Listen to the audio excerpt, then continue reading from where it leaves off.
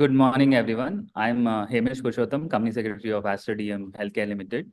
It's my privilege to welcome you all to this meeting convened pursuant to the order dated January 21st, 2026, passed by the Honorable National Company Law Tribunal, Hyderabad Bench. As a reminder, for the smooth conduct of the meeting, the members will be listening only mode. The shareholders who are registered as speakers will be allowed access to their audio and video during the question and answer session. The Honorable Tribunal has appointed Ms. Sandhya Rani, advocate, as the chairperson for this meeting. I now request Ms. Sandhya Rani to kindly take the chair and commence the proceedings of the meeting.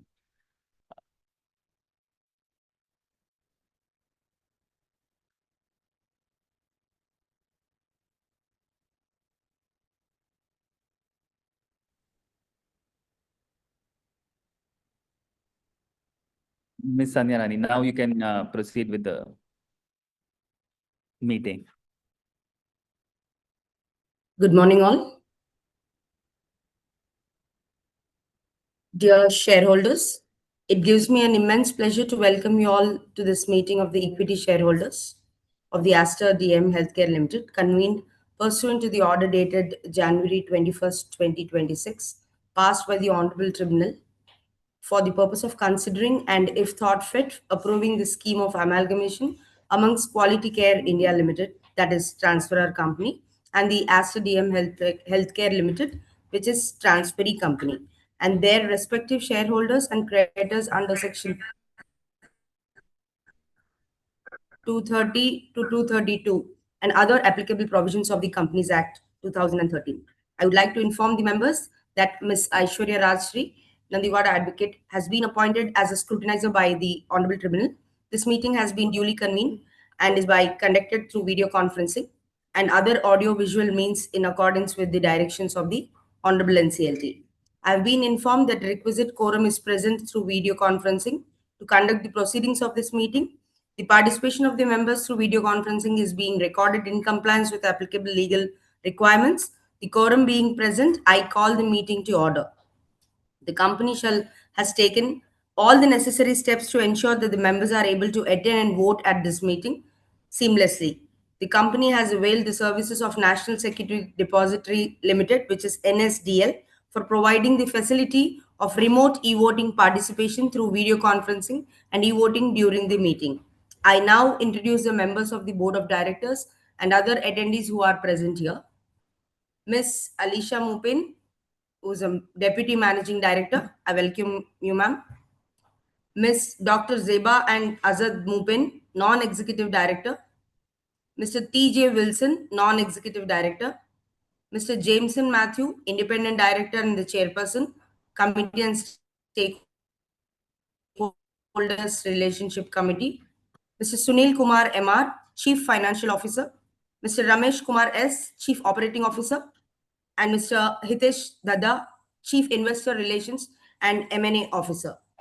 Now, I request Mr. Hamish to brief you on the e-voting process and flow of the meeting. Thank you. Thank you, Chairperson. Esteemed Chairperson, distinguished members, ladies and gentlemen, in compliance with the provisions of the Companies Act 2013 and applicable SEBI regulations, the company has provided the facility of remote e-voting to the members through NSDL, enabling them to cast votes electronically. The remote e-voting facility remained open from 9 a.m. Friday, March 6th till 5 p.m. Monday, March 9th. Members who had not exercised their vote during remote e-voting have been provided the opportunity to cast their votes during the meeting using the NSDL e-voting platform. The detailed procedure for e-voting at the meeting is set out in the notice convening the meeting. Members are requested to refer to the instructions contained therein for seamless participation through video conferencing and for casting their votes. All members joining this meeting have been placed on mute by default to ensure smooth conduct and uninterrupted transmission of the proceedings. During the question and answer session, the moderator will sequentially announce the names of the members who have registered themselves as speakers. As informed earlier, the proceedings of this meeting are being recorded. Members are therefore requested to refrain from sharing any personal information.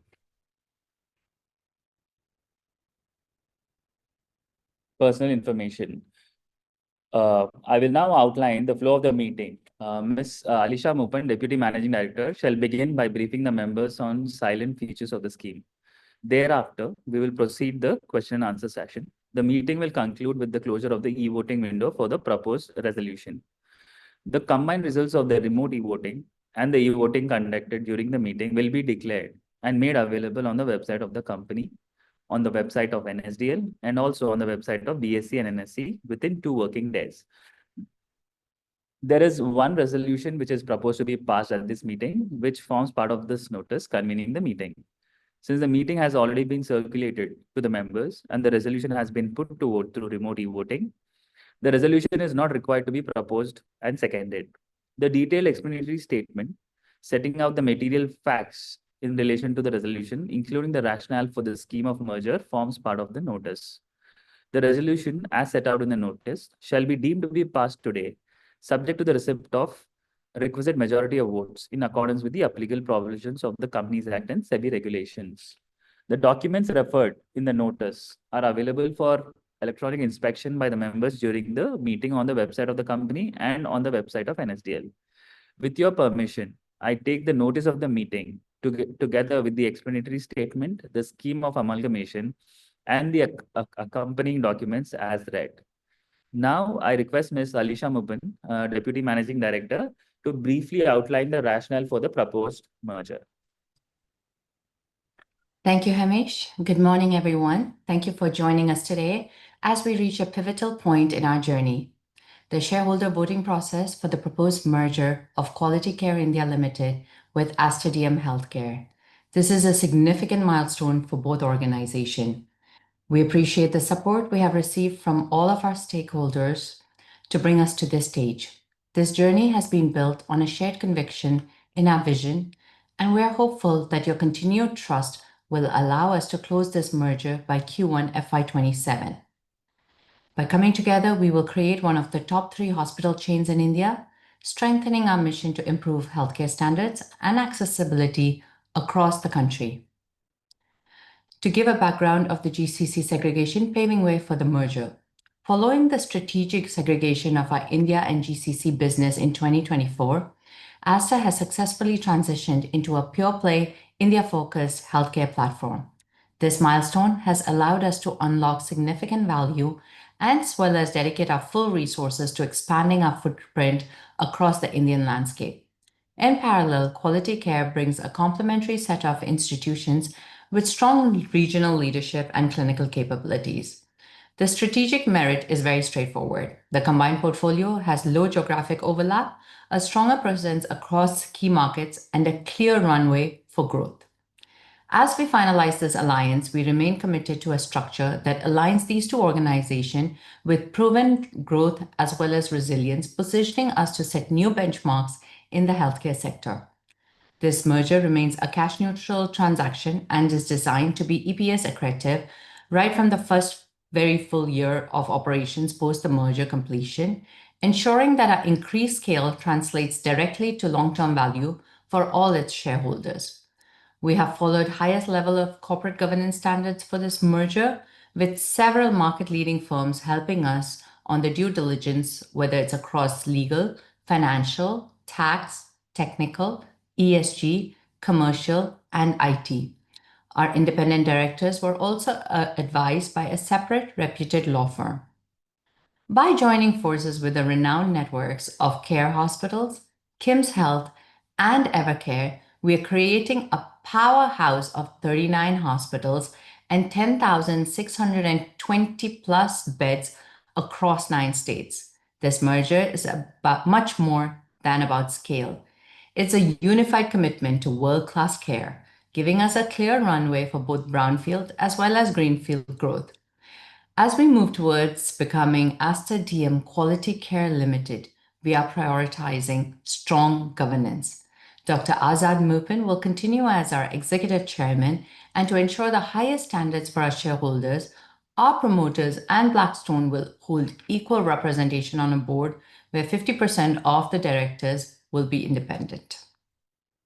This merger is a strategic alignment designed to build a stronger, more resilient healthcare ecosystem for India.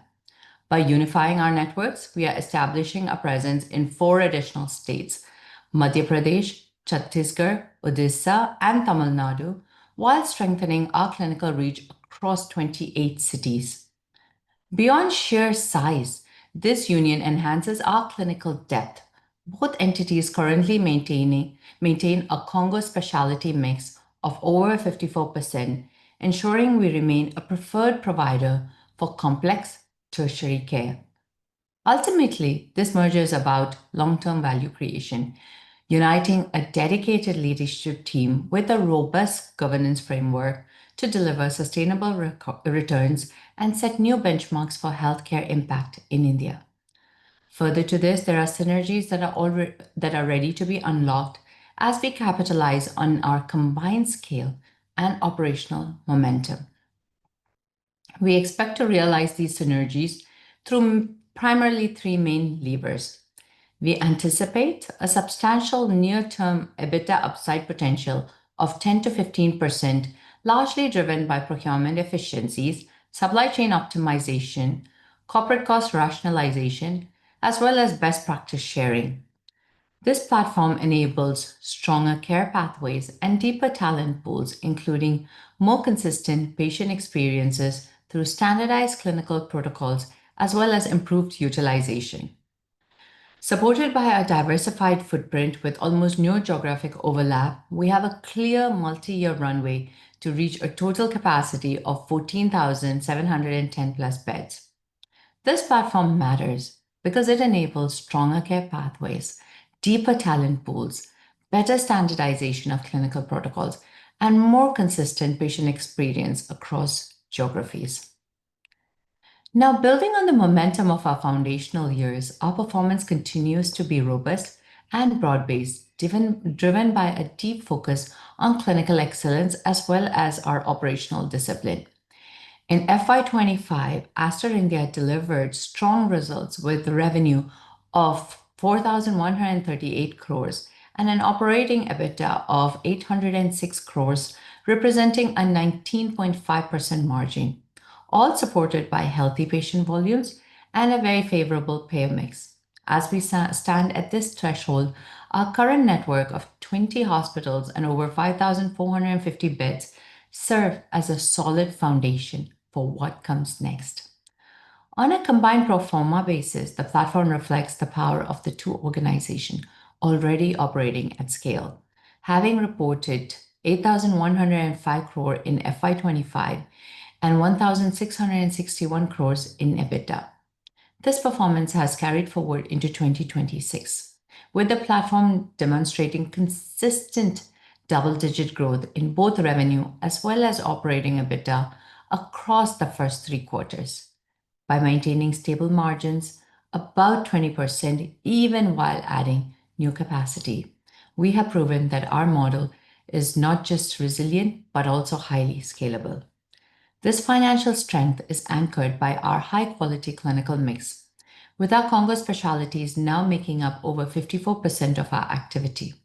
As we move forward, the independent execution of both Aster and quality care in areas like procurement and procurement centralization, as well as clinical productivity, this gives us immense confidence in the earning capacity and capital efficiency of our unified platform for the coming years. In terms of the merger, the transaction has advanced through the key regulatory and procedural steps to date. Following the receipt of the CCI approval and no objection letters from both the NSE and PSC with no adverse observation, the company filed the merger application with the NCLT on December 11, 2025. As part of the NCLT process, we are currently in the midst of a crucial window as we convene the necessary shareholder and creditor meetings to secure the final mandate for the merger. Subject to shareholder and creditor approval, the NCLT will thereafter review the application, and upon receipt of its sanction, the merger will become effective. Based on the current process timeline, the merger is expected to be completed in Q1 FY27. As we embark on this significant new chapter for Aster, I extend my deepest gratitude to all of our stakeholders. Your support has been fundamental to our journey so far, and as we move forward with renewed vision, we hope for your continued partnership. This merger marks a transformative step in our growth trajectory, strengthening our capacity to create a lasting impact on the healthcare landscape and improve the lives of those who we serve. With this merger, we are excited to establish a new partnership with Blackstone, the world's largest alternative asset manager, with solid experience in investing and creating value in the Indian listed space. With their support and shared vision, we'll be well positioned to enhance our impact and further strengthen our status as one of the top healthcare providers in the country. Thank you all for your ongoing trust and support as we bring this vision to life. I'd like to say that we stand on the brink of a very exciting future, a future where the strengths of Aster DM Healthcare and quality care come together to truly redefine healthcare delivery in India, driven by a vision that values excellence, accessibility, as well as resilience. I will now hand over the proceedings to the chairperson. Thank you. I now invite the members who wish to offer their comments, make observations, or seek clarifications, if any, on the notice and the proposed resolution. A list of members who have registered themselves as speakers has been placed before me. I request the moderator to kindly call out the names of the members in the order in which they appear on the list. In the interest of all the members, I request the speakers to confine their remarks to the business of the meeting, limit their comments to the maximum of 2 minutes, and avoid repetition of the questions. This will enable all the registered speakers to have an opportunity to express their views and seek clarifications. The management will respond to the questions and comments after all the speakers, shareholders have concluded their questions. Thank you, Chairperson. A warm welcome to our speaker shareholders. You may begin speaking once your name is called out.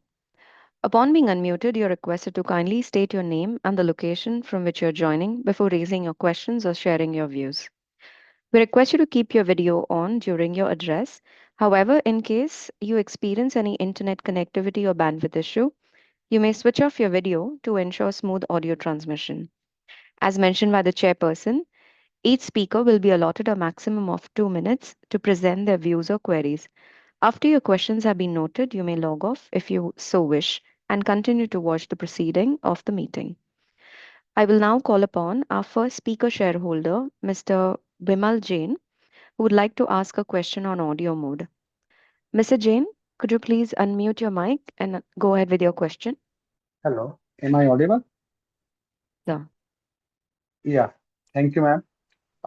Good morning, respected honorable chairperson appointed for this meeting and the board of directors and the shareholders attending this virtual meeting at this platform. Respected Deputy MD, ma'am, has already elaborated the mega merger of the two companies in the sector of healthcare. With the merger of these two companies, we will become a giant company in the healthcare sector. Regarding the resolution, I have a question that what will be the ratio of the merger for the shareholders as far as concerned for the shareholders of the Aster Healthcare, DM Healthcare, and how it would be beneficial for the retail investors of the Aster DM. So kindly elaborate about this merger for the as far as concerned for the shareholders of the Aster DM. And thank you very much to the company secretary and his entire team for allowing me to share my views in front of the eminent management of the Aster DM. Thank you and all the best. Thank you. We now move to our speaker number 2, that is Mr. Arun Kumar Bopanna. So may we request you to please unmute your audio and video and ask your question.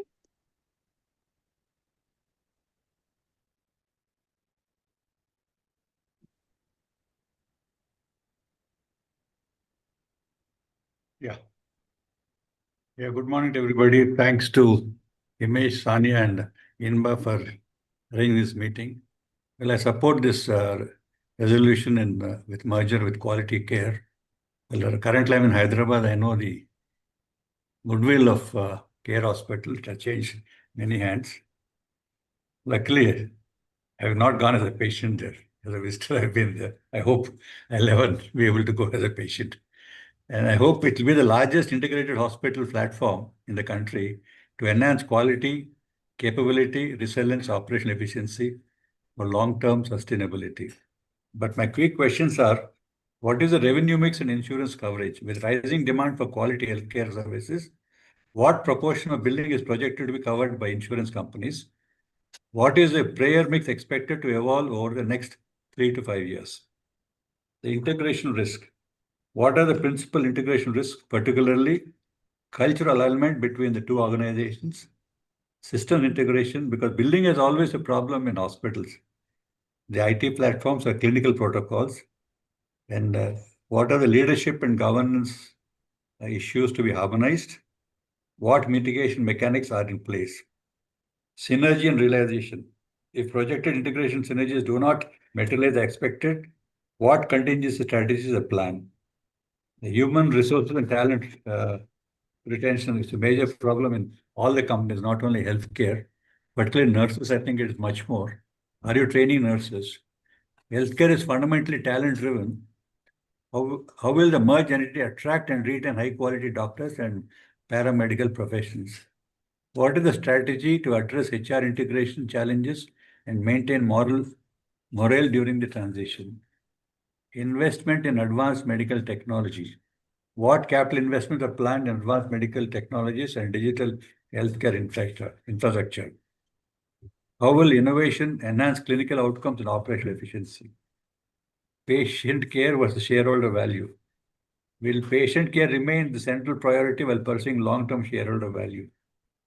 How will the management ensure that financial goals do not compromise Aster's core values and clinical excellence?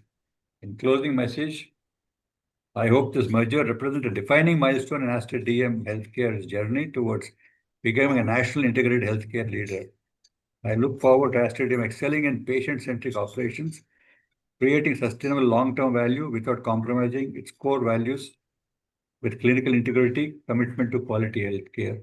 And I wish you all the best. Health is more important than money. I hope you'll make a note of it. Alisha, you're smiling. I'm very happy about it. Thank you very much. Thank you, Ranjit. Thank you. We now invite our speaker number 3, that is Hiranand Parsam Kotwani. Mr. Kotwani, we would request you to please unmute your audio and video and ask your question now. We will wait for a moment while Mr. Kotwani unmutes his connection.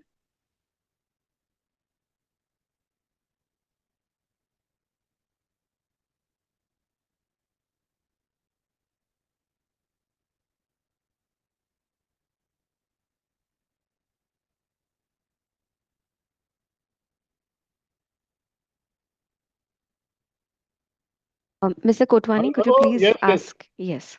Yeah, I am audible now. You are, sir. Yeah, but no, it's coming, your video is not coming. So we have given you permission to switch on your camera. Attending. So you may Attending. ask your question now. Sure.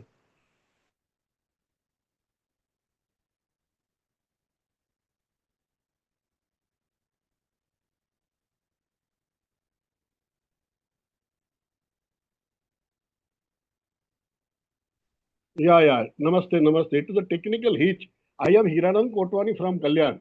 Namaste to all. Generally, we pray for the dear one and friends that you should not visit police station, court, and hospital. But this is otherwise. But certainly, my question has been dropped by this Alisha has addressed well all the aspect. Generally, this merger is the interest of the management. But as she assures us the future growth and prosperity for the organization, so I certainly support this. This is the best organization I hope in the future and reward the investor well. thank you and best wishes from my side. Thank you. Good luck. Because already he addressed well. So I don't ask the question for asking the question. Good luck. Thank you, sir. Thank you so much. Thank you, Mr. Kotwani. That is about it. I now hand over the proceedings back to the chairperson.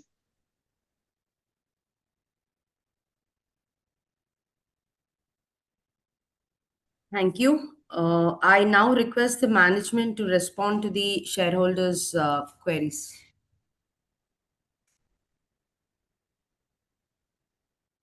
Thank you. Thank you, Ms. Sandhya Rani. So maybe I can start and request my team also to come in. So maybe I'll start with Mr. Vimalji's question first. Thank you so much for the kind words about the merger. I think your first question was on the ratio of Aster shares to be allocated to the quality care shareholders. And that is 0.997 shares of Aster to be allotted to each QCIL shareholder. So I hope that's clear. On your second question about how would this benefit the retail shareholders, I mean, we truly believe that the merger will benefit all shareholders of the organization. And of course, we take special emphasis to make sure that, of course, that means it's extended to the retail shareholders. So as I mentioned in the earlier remarks, it's a huge merger. It's going to bring together two very sizable organizations, and we see lots of benefits, starting with the patient to then, of course, for the company and the business and financial shareholders as well. So I hope that that was very conclusive, and that will be what will be accomplished over the next few years as part of the merger as well. Moving to the second shareholder who asked, Arunji, thank you so much again. You asked some very, very deep, meaningful questions. We've been grappling with it as management, as shareholders, as we come together. I'll start with the slightly easier ones, and then I think you've asked a lot about the integration. So I think when you're asking about the revenue mix, there's been a significant increase in the insurance penetration in India, definitely. When you look at 2014-15, it was probably at 8 to 10% penetration. You now see that has become almost 20 to 25% of insurance penetration. We're sort of seeing this consistent 1 to 2% increase per year towards insurance in the payer mix of organized healthcare payers. Aster also, we expect a very similar trend to continue in the next few years. So that's how we are seeing that payer mix changing. Now, moving on to the integration challenges as well as risks that you highlighted. These are things we've been working on for the last 15 months, very judiciously, looking at both the organizations very closely, because we think that this is the biggest and the most mammoth task in front of us right now. So there are some things that we've done which gives us a lot of comfort in terms of how we think about integration as well. And the first question you asked, and the most important one, was the cultural risk. So actually, we did a cultural survey. We did this in October 2025. This gave us, and this we did it across both the organization to really understand how people are thinking about the integration, the merger, and both these two huge organizations coming together. And I'm really happy to say sort of what came out was something very positive, that largely both of our organizations, very similar values, very similar ways of working.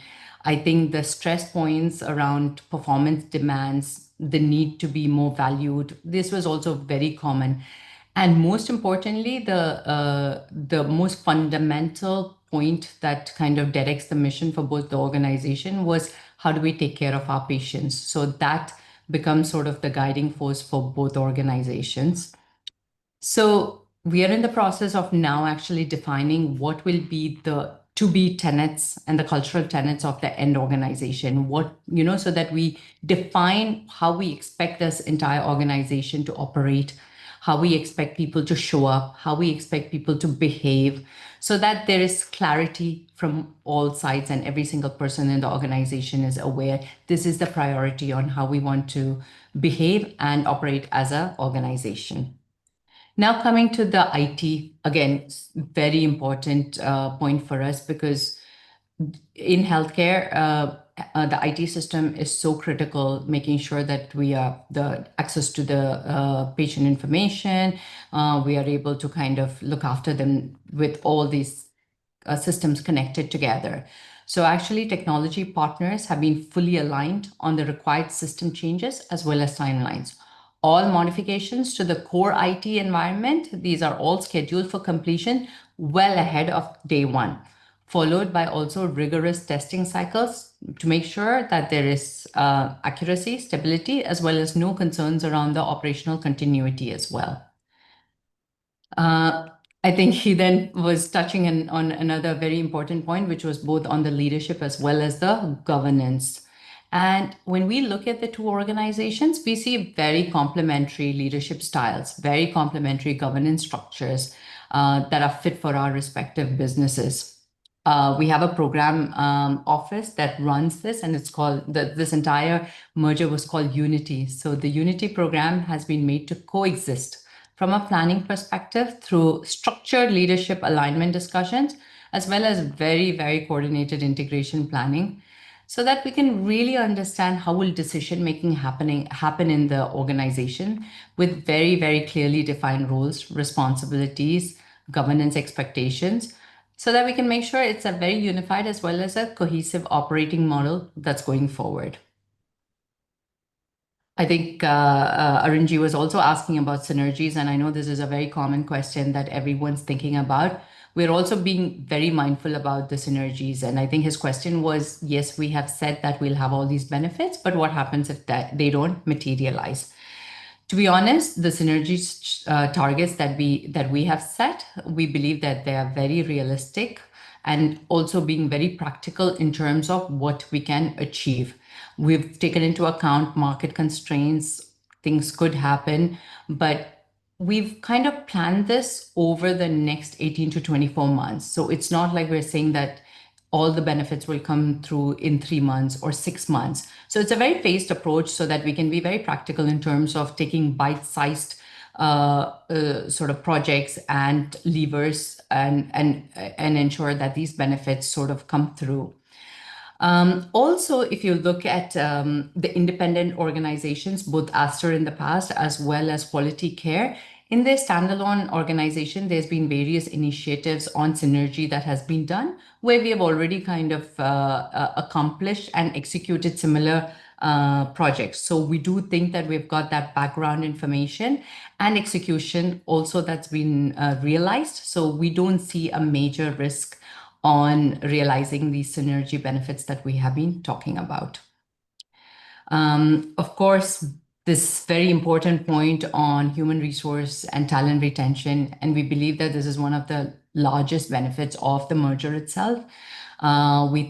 We believe and truly believe that healthcare is most definitely talent driven, and it's driven by the people who are with us. So this merged entity being one of the largest healthcare chains in the country, while we are working on, we believe that this will help us really attract even better talent and be able to kind of get the best talent from across the country to come work with us, be part of this institution to really drive the next generation of healthcare for India. We're still working out the branding strategy. We believe that the size, the scale, the cross-continental presence will definitely help us significantly in attracting that talent.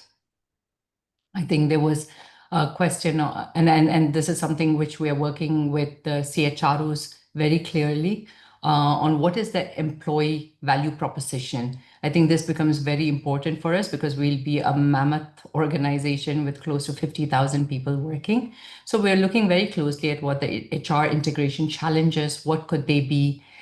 We have always been a people-first organization, and I think that's the strength of the organization. How do we really take care of the people? So it becomes very important. And one of the key things that we're looking at the integration office is how do we harmonize HR policies? How do you harmonize the benefits across the merged entity? Again, as I mentioned, the culture survey, That's given us a lot of comfort. We've given the guidance on what the culture tenets of the to-be merged entity will be. So we see this as a huge positive as these two organizations come together. And with this, with I think our commitment to being people first, we believe that we will have as smooth a merger as possible.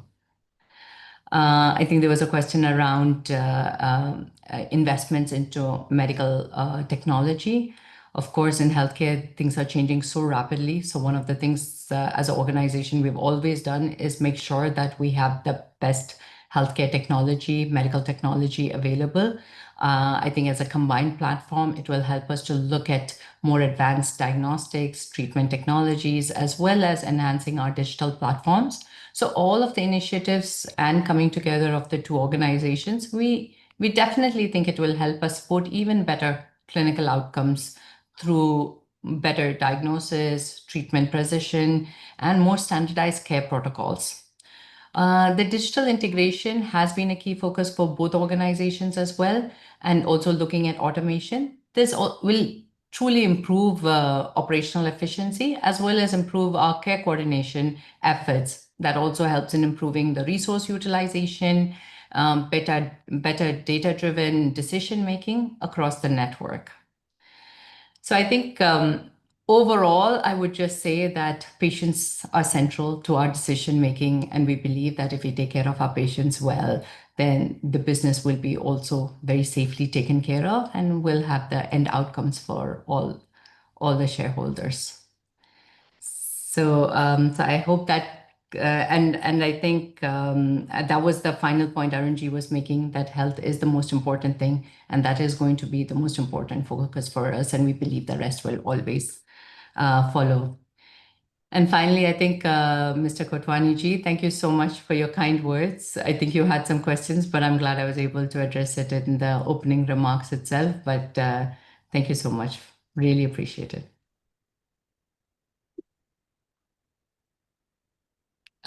Chairperson, back to you, I think. Yes, thank you. The management has now responded to the queries raised by all the speaker shareholders. I now hand over the proceedings to the scrutinizer to oversee the e-voting process. The e-voting facility on the website of NSDL will remain open for next 15 minutes to enable the shareholders to cast their votes.